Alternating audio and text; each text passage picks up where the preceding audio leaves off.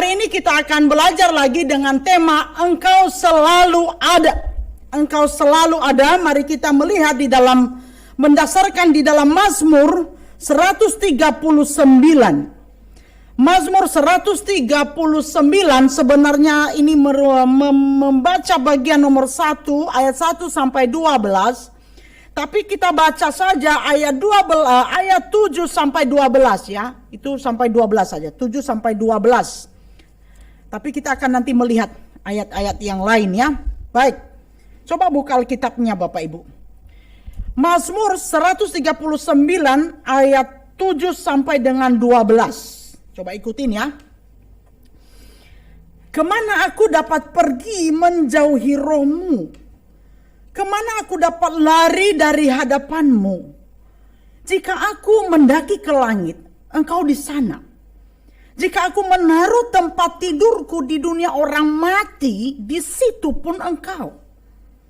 Jika aku terbang dengan sayap fajar dan membuat kediaman di ujung laut, juga di sana tanganmu akan menuntun aku dan tangan kananmu memegang aku. Jika aku berkata, biarlah kegelapan saja melingkupi aku dan terang sekelilingku menjadi malam, maka kegelapan pun tidak menggelapkan bagimu dan malam menjadi terang seperti siang, kegelapan sama seperti terang. Ya. Nah, Bapak Ibu dan Saudara yang dikasihi Tuhan, oke. Ya. Bisa dikendalikan dari sana, ini nggak main dari sini. Oke, baik. Saudara yang dikasihi Tuhan, Anda tahu nggak alat ini apa? Ya, siapa yang di rumahnya ada CCTV? Yang kelihatan bisa dilihat. Yang diam-diam pasang CCTV di rumahnya. Ada nggak? Jangan-jangan ada. Sebab ada CCTV yang memang nggak kelihatan gitu ya, ditempel gitu ya. Oke, dari yang dikasihi Tuhan, CCTV ini adalah salah satu alat yang paling canggih di zaman ini untuk melihat sesuatu dari jauh, untuk mendeteksi sesuatu dengan jelas dari jauh. Bahkan sekarang CCTV ini udah canggih sekali, itu bisa dihubungkan ke HP, bener gak? Nah itu bisa dilihat. Bisa dilihat, sebagian dari jemaat kita sudah memakai teknologi itu. Nah, walaupun misalnya ada di kota Bandung lah, atau di Jawa lah, masih bisa dideteksi, bisa dilihat. Saya rasa sebagian memakai di sini ya. Apakah bisa lihat sampai luar negeri enggak, Pak? Kalau kita di luar negeri bisa ya, Pak ya? Wah, luar biasa. Soalnya saya nggak pernah pakai CCTV lalu kemudian di luar negeri saya lihat. Kecuali kalau satu-satu jemaat tak pasang CCTV di dekat kupingnya lihat ini. Saudara yang dikasihi Tuhan. Tapi perhatikan saudara. Jadi walaupun demikian saudara, CCTV ini punya batas.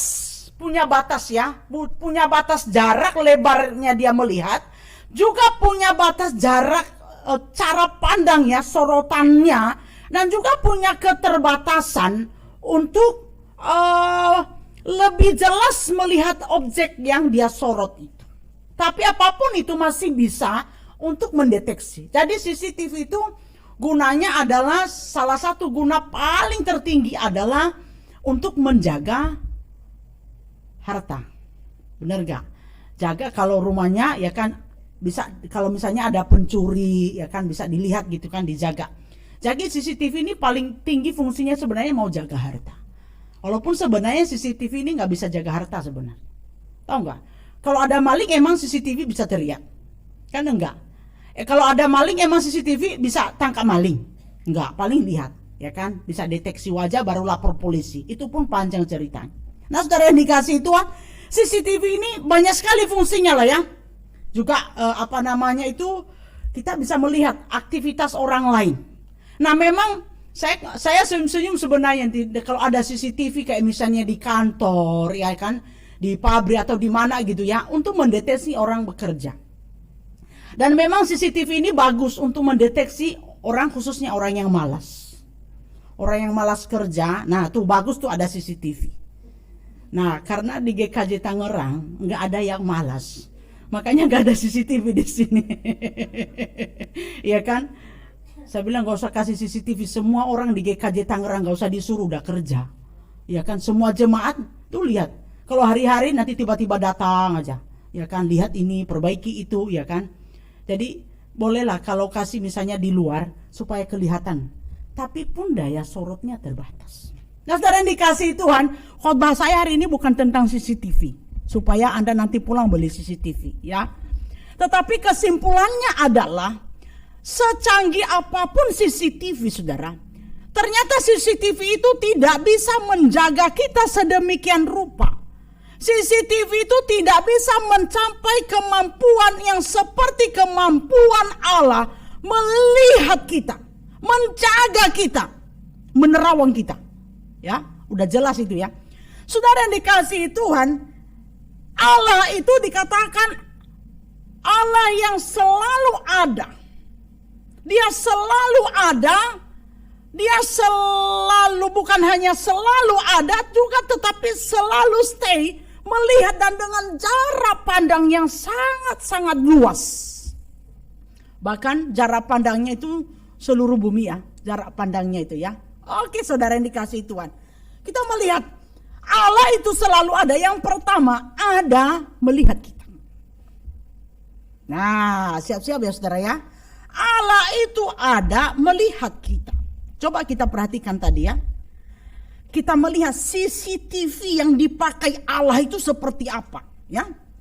Kita mulai dengan ayat yang kedua. Dikatakan di sana saudara, engkau mengetahui kalau apa? Aku duduk atau berdiri. Jadi saudara, Allah itu bukan hanya Allah maha ada, maha hadir, maha tahu, tapi dia tahu semua. Dia juga adalah Allah yang maha melihat. Apakah kita lagi berdiri, apakah kita lagi duduk, apakah ayat yang ketiga, apakah kita lagi berjalan, apakah kita lagi dikatakan itu berbaring. Itu saudara, Allah itu sangat tahu. Allah itu melihat semuanya.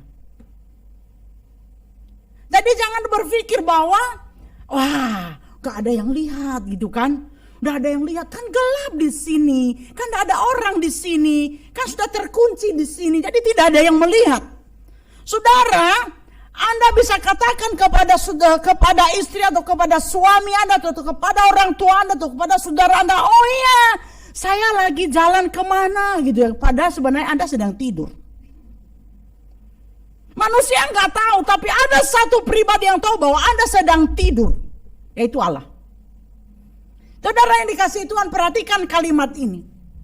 Ketika kita berpikir bahwa Allah tidak melihat kita, itu sebuah kebohongan yang sebenarnya menjerumuskan. Mengapa saudara? Sebab sekalipun kita tidak melihat Allah, Allah tetap bisa melihat kita. Amin. Kalau engkau tanamkan di dalam hatimu bahwa berpikir bahwa oh Allah gak ada kok, atau aku gak bisa melihat Allah. Saudara, Anda hanya membohongi saudara sendiri. Dan itu Anda dengan sendirinya itu berniat untuk menjerumuskan diri Anda sendiri dalam suatu perilaku yang tidak berkenan kepada Tuhan. Karena berkata, gak ada Allah kok, gak ada yang lihat, gak kelihatan Allah. Saudara yang dikasihi Tuhan, sekalipun Anda tidak melihat Allah, Allah tetap melihat saudara. Amin. Wah, menakutkan ya. Bapak Ibu dan saudara-saudara yang dikasihi Tuhan, dikatakan engkau tahu kalau aku duduk, berdiri atau berjalan, engkau tahu, saudara. Maka tidak ada, artinya ini apa saudara? Tidak ada satupun yang bisa kita sembunyikan. Kalau misalnya istri tanya, Pak lagi di mana? Oh lagi di Tang City. Padahal ada di mana? Jangan-jangan ada di Lipo, ya kan? Jangan-jangan ada di Jakarta. Lalu kemudian pulang aman. Seminggu 2 minggu aman terus. Pak di mana? Oh ya, lagi di Daan Mogot, ya kan? Padahal lagi di Jakarta Barat, lagi makan di sana gitu kan? Oh Pak ada di mana? Oh ya lagi Jakarta Utara, padahal lagi ada di mana? Ada di Bandung. Oh aman, seminggu aman, lama-lama aman. Wah, ternyata aman. Saudara aman enggak? Aman enggak? Halo, aman enggak? Oh ngaku semua enggak aman. Saudara yang dikasih Tuhan, oh aman. Istriku kan udah lihat aman, suamiku udah bilang, jadi nggak ada yang marah. Kalaupun saya pulang ke rumah, toh kan dia nggak tahu, nggak ada yang marah. Jadi tidak ada hukuman. Saudara yang dikasih Tuhan, aman secara manusia, tapi tidak aman dari CCTV dari surga. Halo. Sebenarnya itu bentuk penjagaan Tuhan terhadap kita. Saudara yang dikasih Tuhan, satu bagian lagi. Nah ini menarik saudara ya. Perhatikan ayat yang keempat. Ya. Sebelum lidahku mengeluarkan perkataan, sesungguhnya semuanya telah kau ketahui ya Tuhan. Bapak Ibu dan saudara yang dikasihi Tuhan, komunikasi yang paling banyak sebenarnya dalam diri kita itu adalah bukan komunikasi yang keluar dari mulut kita, tetapi lebih banyak adalah komunikasi internal. Komunikasi kita kepada diri kita sendiri. Tahu komunikasi pada diri sendiri? Omong-omong diri sendiri, menghayal, memikirkan, merencanakan. Dan kita berpikir bahwa tokan itu kan belum saya ucapkan. Tokan belum keluar dari mulut saya. Saudara, orang yang paling tahu sebenarnya ya, apa yang paling dekat ya, isi hati kita siapa? Pasangan hidup kita kalau yang sudah menikah. Kalau yang masih pacaran mungkin pacarnya atau mungkin sahabatnya. Tapi sebenarnya saudara, 75% dari komunikasi kita itu dia ada di dalam. 25% aja yang keluar. Bener gak? Coba diam aja kita pasti mikir. Tapi yang kita keluarkan hanya sedikit. Sebelum kita keluarkan pun dia sudah olah di dalam lebih banyak. Baru kita keluarkan. Bener gak? Bahkan kadang-kadang suami banyak gak mengeluarkan suara. Dia banyak mikir aja. Karena apa? Nanti kalau keluar suara bisa jadi masalah. Kalau nanti diberitahu istri bisa jadi masalah ini gitu kan. Ya udah mendem aja. Nah kalau bagus puji Tuhan. Hormon positif akan naik kalau kita memikirkan hal-hal yang baik. Tapi kalau kita memikirkan hal-hal yang berat, hal-hal sifatnya beban, hal sifatnya negatif, dia bicara di dalam tapi mengeluarkan hormon negatif. Dan itu yang menyebabkan nanti orang badan sakit enggak jelas, sakit kepala enggak jelas, dan macam-macam. Tapi saudara yang dikasihi Tuhan, walaupun dikatakan sebelum engkau mengeluarkan kata-kata itu, sebelum engkau mengatakannya kepada manusia, tapi engkau sudah berbicara, itu sudah engkau berkomunikasi dalam dirimu, apapun itu, baik itu yang baik maupun itu yang tidak baik, baik itu hal kekudusan maupun yang sifatnya dosa. Saudara, dosa itu tidak harus selalu tindakan, saudara. Yang kita pikirkan aja kan udah dosa itu, benar gak? Dan banyak dosa yang dilakukan itu sebenarnya, banyak dosa yang dilakukan itu adalah yang tidak terucap, tapi dia bermain di dalam. Betul? Betul? Wah kok gak ada yang ngaku? Betul? Iya kan? Termasuk ketika saya khotbah ini, pikiran Anda bagaimana? Ih simu tuh ya, orangnya ya suaranya besar. Iya kan? Termasuk ya saudara, kalau Anda mau gosipkan orang,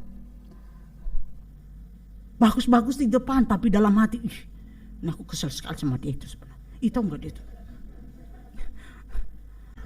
Jadi saudara yang dikasihi Tuhan, walaupun enggak diucapkan, tapi sebenarnya Tuhan tahu semuanya. Kalau yang bagus puji Tuhan. Tapi kalau Anda berdosa di dalam pikiran Anda, Allah pun tahu. Halo? Loh, perhatikan ini. Loh, bukan aku yang ngomong loh ya, ini firman Tuhan. Sebelum engkau keluarkan dalam bentuk kata-kata atau tindakan, Tuhan sudah tahu. Saudara, ini bukan nakut-nakutin saudara. Tapi perhatikan, CCTV Tuhan ada di mana-mana. Dan CCTV Tuhan itu ada bersama dengan kita. Udah tertanam di sini. Jadi ini sebenarnya menjaga kita untuk apa? Supaya tidak berbuat dosa. Dan jangan karena hanya nanti aku takut Tuhan. Tapi karena memang hidup kita ini harus kudus. Kita harus menjaga kekudusan kita di hadapan Tuhan. Karena kita ini bukan ciptaan sembarangan. Kita ini adalah anak-anak Allah yang sudah dikhususkan oleh Allah. Saya sudah khotbahkan itu sejak Januari. Kita ini adalah anak-anak ciptaan manusia yang dikhususkan oleh Allah, untuk dekat-dekat dengan Allah, untuk melakukan kehendak Allah. Maka dia menjaga kita sampai seperti itu.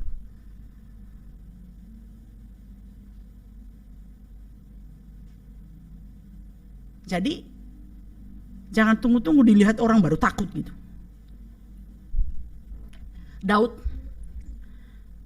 Daud itu sebenarnya melakukan satu dosa yang bermain di dalam. Yang seperti saya katakan tadi. Dia berkomunikasi di dalam lalu kemudian muncul tindakan yang seakan-akan tidak diketahui orang. Ketika dia jatuh cinta dengan Batseba. Jalan-jalan di atas soto. Makanya jangan sering-sering jalan di atas soto. Makan soto belum. Maksudnya itu loh, jalan-jalan di atas terus gak ada lalu lihat yang aneh-aneh gitu kan. Gak harus di atas lihat aneh-aneh. Sekarang mah di HP juga banyak bisa lihat. Jalan-jalan di soto bukan jalan-jalan di HP sekarang juga bisa gitu kan. Saudara, dia bermain. Main di dalam hatinya. Waduh. Bermain lalu apa ya? Dia pasang strategi di dalam, semua di dalam. Dan seolah-olah tidak ada yang tahu. Lalu dia mulai pasang strategi di dalam. CCTV-nya tapi ya, bermain di dalam ya. Bermain semua. Kalau begitu gimana caranya supaya aku bisa ambil Batseba ini ya. Wah, ini beberapa tahun kemudian baru ketahuan. Iya ya, gua matiin aja tuh Uria. Suaminya Batseba kan Uria kan. Iya, gua matiin, tapi gimana caranya ya? Kalau gua tusuk langsung kan ketahuan orang. Iya kan? Nah nanti resikonya macam-macam. Lalu dia olah, dia dipasang strategi. Uria disuruh berperang. Dan seperti bagus-bagus, Uria kamu waduh pemainnya hebat. Kamu nanti taruh dia di depan ya. Singkat cerita Uria mati. Dia main lagi di dalam. Ini ya yang suka bermain-main di dalam nih ya, di dalam ya. Coba ya, gak usah ngaku di sini, ngaku di hadapan Tuhan aja. Wah, bermain di dalam. Oh iya ya, udah mati Uria. No, pura-pura dia mau menjadi pahlawan bagi Batseba. Dia bilang kepada pegawai ini, kurang lebih gak ada di Alkitab. Gua tafsir tambah-tambahin gitu kan. Tolong ya, Batseba itu kasihan, gak punya suami, kasihan. Biar aku jaga dia bawa ke sini daripada kan nggak ada yang jaga dia gitu kan.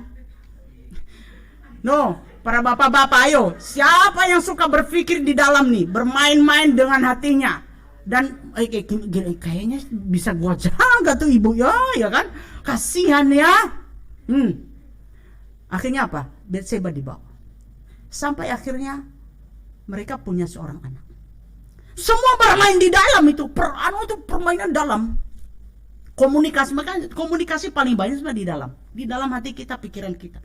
Sekarang apa yang sedang hari-hari ini apa yang sedang bermain dalam pikiran atau mulai dari tadi pagi? Mudah-mudahan yang bagus-bagus, ya kan? Ada tahu nggak saudara?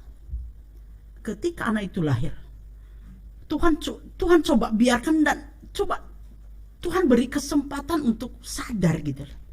Tapi ternyata nggak sadar-sadar juga gitu kan? Tidak ada satu pengakuan dan tidak ada satu pemulihan yang terjadi. Apa yang terjadi saudara? Anak dari Batseba dan dia cinta sekali kepada anak itu. Mati kan?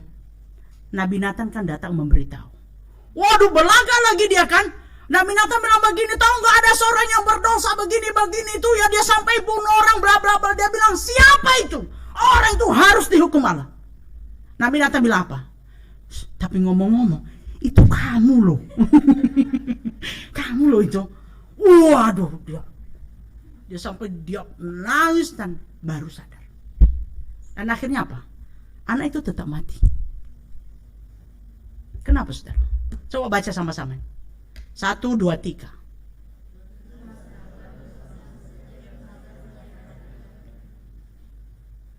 Dosa tetap dosa.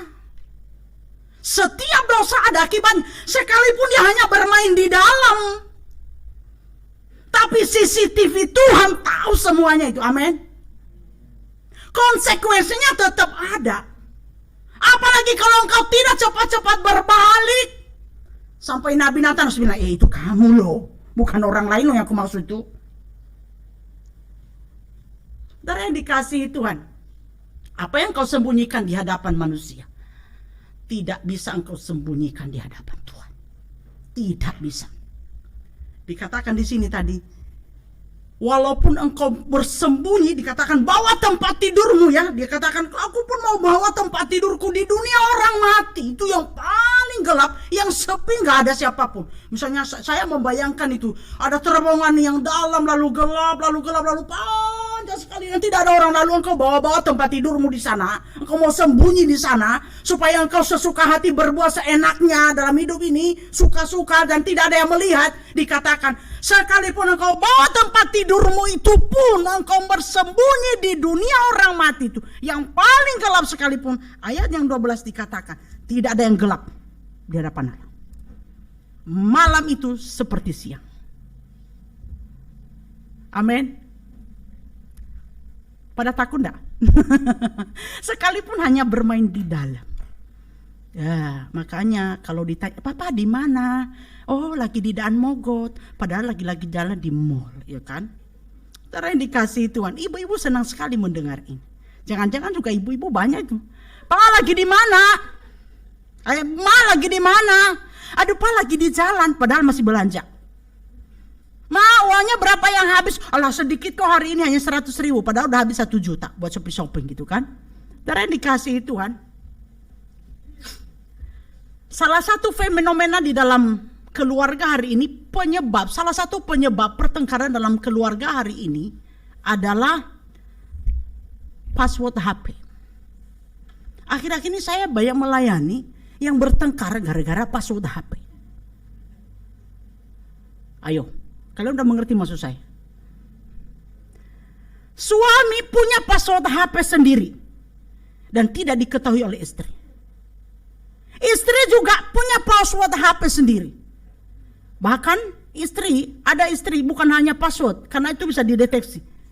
Sidik jari, sidik jari. Darah dikasih Tuhan gara-gara password HP bertengkar.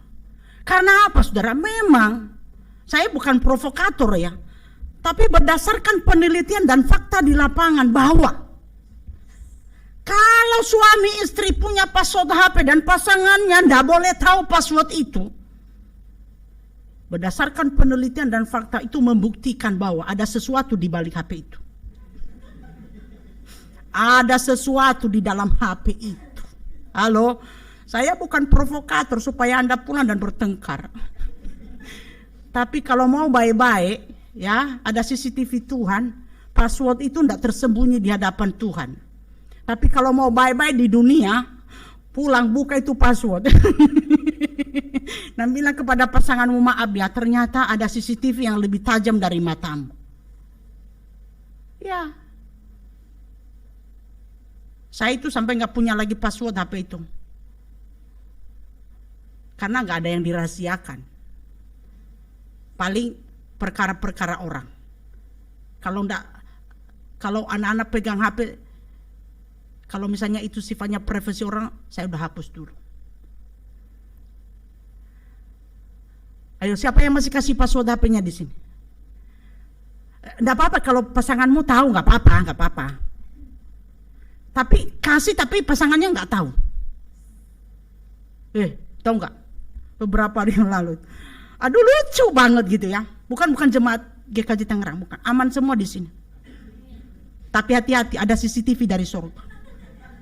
Walaupun Simu nggak tahu. Istrinya itu sudah menghabiskan begitu banyak simpanan mereka, bukan simpanan apa gitu ya, simpanan uang mereka yang tidak seberapa itu, untuk ternyata udah banyak habis. Dan dia itu heran kenapa ya. Nah, salah satu dia mulai curiga. Karena beberapa waktu ini banyak di rumah. Dia berapa waktu terakhir banyak di rumah. Dan tiap hari itu ada yang bunyi di pintu, ketok-ketok pintu mereka. Apa? Paket. paket, paket.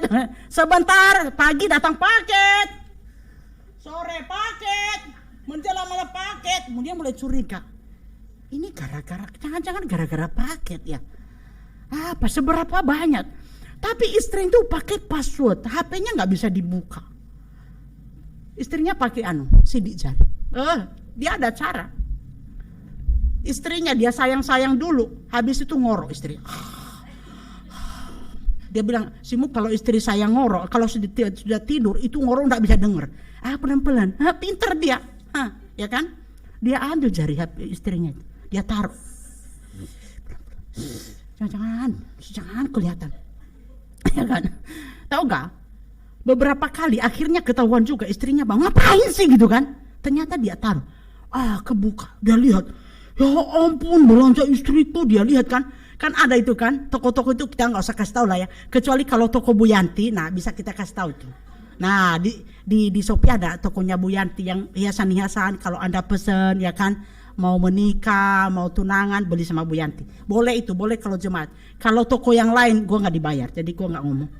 Waduh, ternyata saudara, itu sudah berjuta-juta itu, dan masih banyak di dalam keranjang. yang biasa belanja di online itu kan ada keranjangnya kan. Ya lihat tuh, nah ya kan. Kalau nggak ada kerjaan kayak gitu, melihatnya itu terus. Dan ketika nggak ada kerjaan, setan bekerja. Beli aja, padahal nggak ada uang, ya kan? Siapa yang masih simpan password HP atau sidik jari, buka kalau pulang dari gereja. Sebab di sana ada sesuatu yang disembunyikan. Tetapi apapun itu, saudara, maksud saya adalah apapun itu, tidak ada yang tersembunyi dari hadapan Tuhan. Perhatikan, engkau sedang memikirkan dosa, engkau sedang menikmati dosa, engkau sedang memikirkan kejahatan, engkau sedang merancang sesuatu yang tidak baik, dan itu bermain pun di dalam. Ada CCTV Tuhan, Allah Maha tahu. Dan jangan firman Tuhan katakan, yang saya hanya mau katakan satu hal. Firman Tuhan katakan apa, saudara? Baca sama-sama ini. Sebagai kesimpulan di bagian yang pertama. Kita baca sama-sama. 3 ya. Tetapi antara. Ayo. 1, 2, 3. Tetapi yang merupakan pemisah antara kamu dan Allahmu ialah segala kejahatanmu, dan yang membuat dia menyembunyikan diri terhadap kamu, sehingga ia tidak mendengar ialah apa? Segala dosa.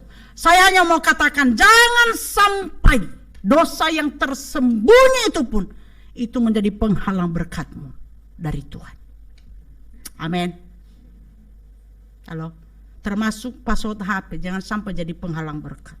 Pulang buka ya. Saudara yang dikasihi Tuhan, yang kedua ya, yang terakhir, yang kedua, supaya melek semua ya.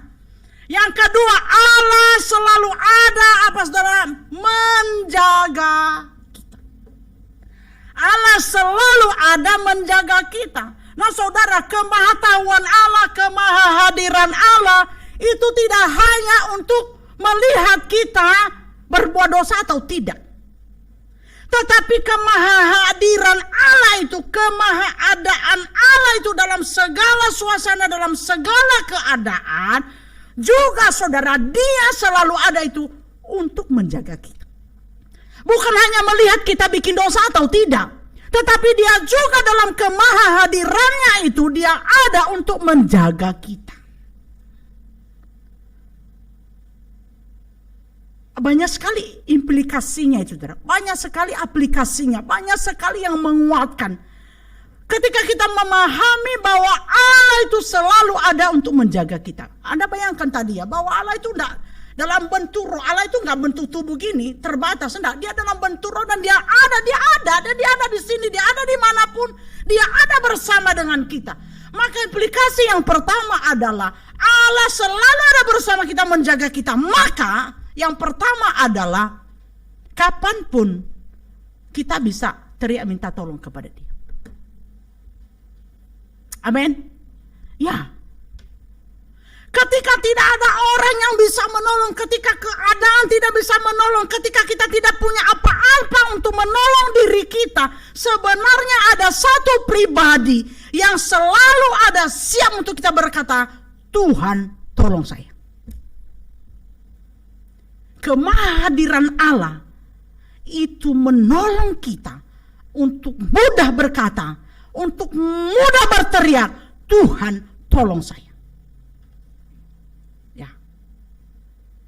Bapak Ibu dan Saudara yang dikasihi Tuhan, luar biasa ya. Tapi kita seringkali seperti kalau keadaan orang ya, misalnya kita juga tidak punya harta, tidak punya uang, seperti tidak ada pertolongan. Saudara, keliru. Ada satu pribadi yang selalu ada untuk menolong kita, dan itu berfungsi untuk menjaga kita tetap di dalam Dia. Nah, menarik sekali itu, saudara. Memang Tuhan itu mengkhususkan kita ini. Memang Tuhan ingin kita ada selalu di samping Dia, dan Dia sebenarnya selalu bersedia, selalu stay, selalu ada untuk mendengar itu. Makanya Tuhan tidak jauh-jauh. Dan ini bukti kasih Tuhan. Apapun yang kau rasakan, apapun kesulitan, apapun jalan buntu, tinggal berteriak, Tuhan, aku gak tahu aku harus kemana. Tuhan, apa jalan yang harus aku tempuh? Sepertinya gak ada jalan, sepertinya buntu semuanya. Tuhan, kemana? Jalan mana yang harus aku tempuh? Google Map itu bisa seringkali salah menuntun kita di jalan. Tapi Tuhan tidak. Dia akan memberikan kita hikmat. Ketika kita berteriak, Tuhan tolong saya, Tuhan tunjukkan, Tuhan beri petunjukmu, Dia akan memberikan kita hikmat. Anda pernah mengalami itu? Ya. Nah, masalahnya adalah kita ini loh. Kita ini coba seringkali dengan pikiran kita, dengan otak kita, dengan kemampuan kita, buntu-buntu juga. Kenapa ya? Kenapa ya? Kita begitu sulit sekali untuk berkata, Tuhan tolong saya. Kenapa kita begitu sulit berteriak dalam setiap keadaan yang sulit itu, berkata, Tuhan berikan saya hikmat, Tuhan aku buntu, Tuhan seperti nggak ada jalan, Tuhan tolong saya, Tuhan beri petunjukmu. Kenapa ya begitu susah ya? Anehnya itu, aneh sekali loh kita ini ya. Padahal Tuhan loh selalu ada selalu di dalam hati, di mana saja Dia ada. Dan segala keadaan itu ada. Lalu kenapa ya? Kenapa ya kita sulit sekali hanya untuk berkata, Tuhan tolong saya. Sudah ada penjaga yang maha agung. Sudah ada pemberi jalan yang maha agung itu. Yang maha segalanya. Tapi kenapa ya? Justru kita jauh-jauh dari sumber pertolongan itu. Kita jauh malah melarikan diri. Padahal ini sumber. Memang kadang-kadang aneh ya. Aneh ya kadang-kadang kita ini ya. Coba pikir dulu. Selama ini aneh gak kita ini? Iya ya. Aneh gitu loh. Aneh gitu Saudara yang dikasihi Tuhan. Kemudian saudara ya, coba kalau di sana kita melihat juga, Dia bukan hanya tempat selalu ada untuk mendengar teriakan minta tolong kita.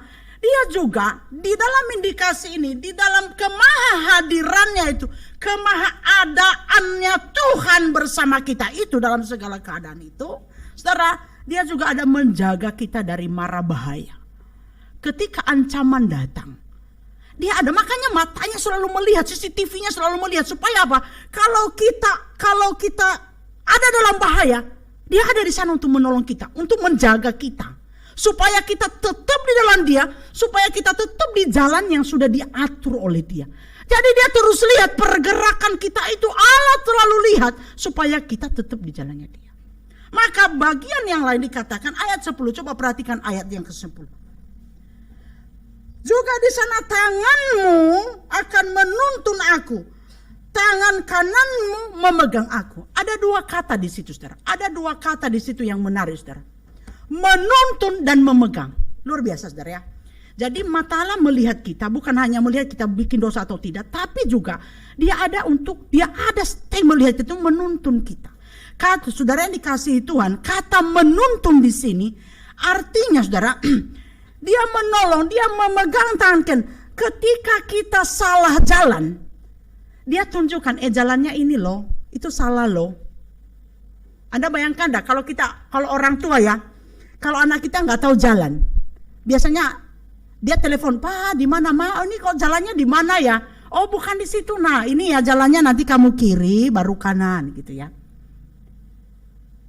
Bahkan kalau orang tua anaknya belum bisa jalan, tidak ngerti jalan, dia pegang tangannya. Ibarat itu kata ini menuntun itu. Dia tuntun. Nah, anak yang manis nurut.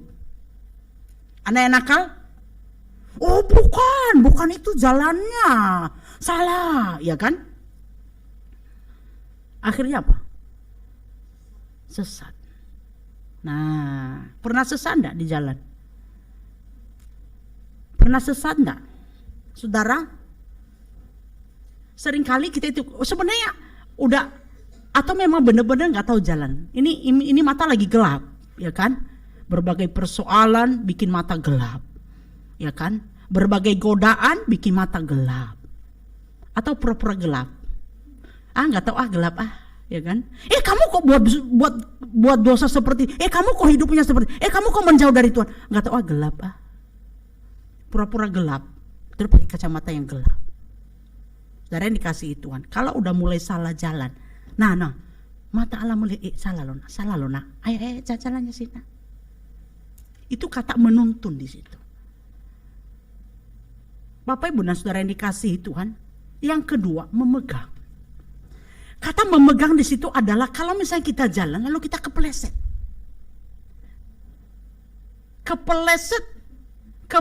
karena mungkin ada batu sandungan atau sesuatu yang membuat kita terpeleset lalu kemudian kita mau jatuh gitu ya. Mau jatuh begitu. Mata Allah yang selalu melihat itu dikatakan tangannya memegang kita. Ibarat kalau kita mau jatuh gitu ya. Anak kita kalau jatuh bagaimana? Kita tangkap tangannya kan? Kita tangkap tangannya, kita ambil supaya dia naik lagi. Nah, saudara yang kasih Tuhan, bahkan kata ini digambarkan seperti kata tongkat gembala di dalam Mazmur 23. Kalau gembala itu melihat domba itu mau jatuh gitu ya, maka Anda tahu nggak pengkait dari tongkat itu, ada tongkat itu kan ada apa namanya nih? Kait apa istilahnya nih? Gak pernah lihat tongkat ya? Apa sih yang ketek itu apa namanya tadi? Pegangan itu ya. Pokoknya ada apa tuh kaitannya itu, kait gitu loh ya. Saya kemarin temukan istilahnya itu, apa istilahnya itu? Pengkait itu loh ya, yang agak bengkok itu. Anda tahu nggak fungsinya itu? Kalau domba itu, makanya kan gembala di padang pasti hampir dipastikan tongkat yang mereka punya itu bukan tongkat yang lurus, tapi tongkat yang ada pengkaitnya itu, ya, yang ada pegang, yang ada bengkoknya itu. Itu fungsinya saudara, itu tidak sembarang. Itu fungsinya adalah kalau domba itu jatuh, maka mereka akan menangkap dia dengan kaitan tongkat itu saudara. Mereka akan melempar segeranya, maksudnya mereka akan menangkap dia segeranya. Dan apa yang ditangkap biasanya? Kaki, perut, ekor, leher. Lehernya. Agak sakit enggak? Agak sakit enggak waktu ditarik? Mau enggak? Coba. Siapa yang mau coba? Tadi nggak ada tongkat, gue cari-cari tongkat. Dulu papa saya punya tongkat tapi nggak tahu apa ketinggalan di Malang tongkat itu ya. Cari-cari tadi. Nah, maksud saya kita mau contoh salah satu orang kita tarik gitu. Saudara yang dikasihi Tuhan. Nah, ini dia. Kalau kita udah mulai jauh, udah mulai jatuh, makanya Tuhan tuh nggak mau sampai kita tergeletak. Tuhan menetapkan langkah-langkah orang yang hidupnya berkenan kepadanya.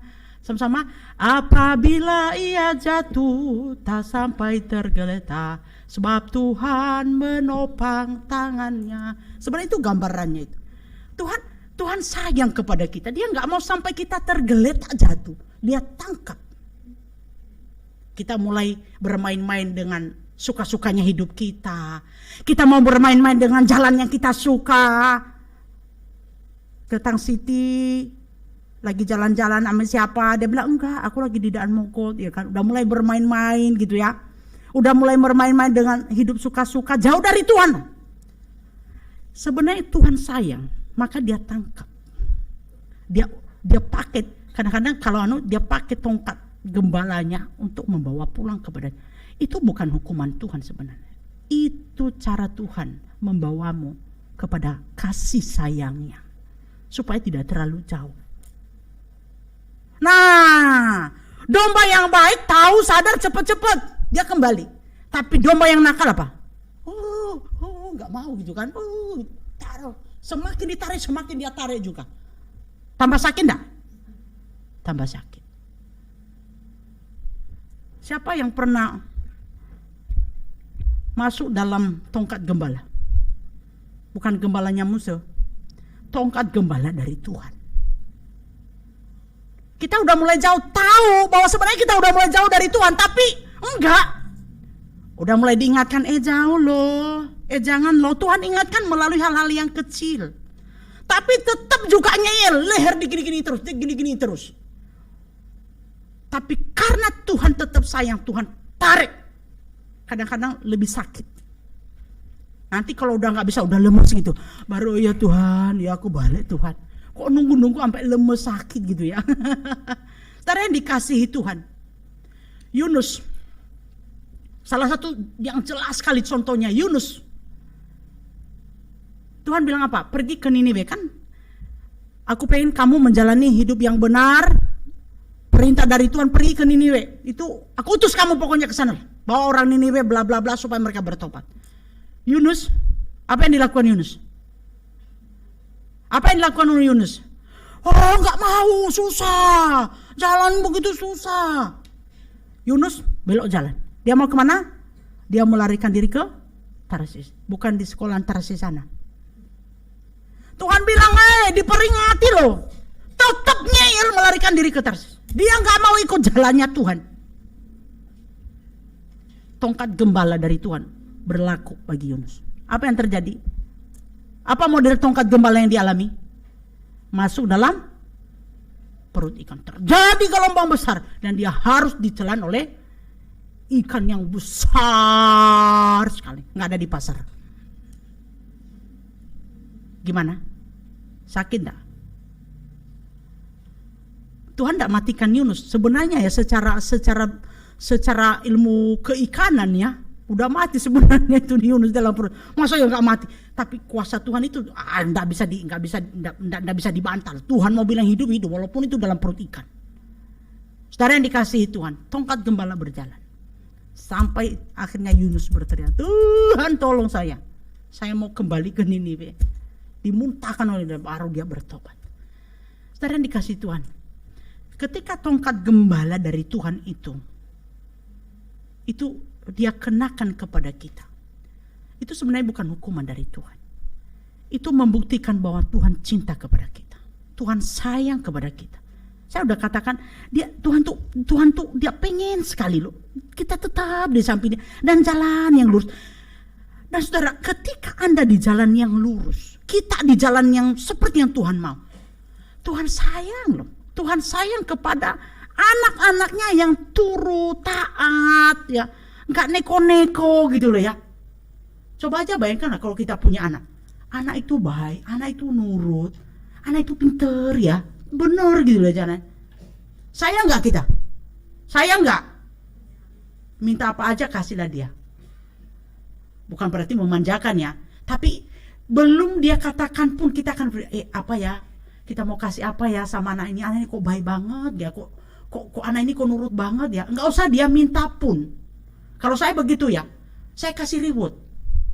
Nggak usah dia minta pun, saya mau kasih reward. Reward itu itu penghargaan gitu. Saya kasih dia sesuatu. Bapak Ibu dan Saudara yang dikasihi itu, Allah selalu ada bersama dengan kita. Ada selalu ada untuk melihat. Yang pertama tadi melihat apakah kita sedang hidup di dalam dosa atau tidak. Baik yang kelihatan maupun yang bermain di dalam. Dosa tetap dosa, pasti ada akibatnya. Jangan tunggu sampai ke sana. Amin. Yang kedua, Allah selalu ada untuk menjaga kita. Apapun keadaan yang sulit, Dia ada. Tinggal engkau berteriak, Tuhan Yesus tolong saya. Tuhan pimpin saya. Tuhan seperti tidak ada jalan. Tuhan, Dia selalu ada. Dan Dia bersedia dengan itu. Dan Dia ada untuk itu. Karena Dia adalah yang punya hidup kita. Amin. Dia menjaga kita. Kalau mulai jatuh, Dia juga menjaga kita. Dia bawa kita pulang.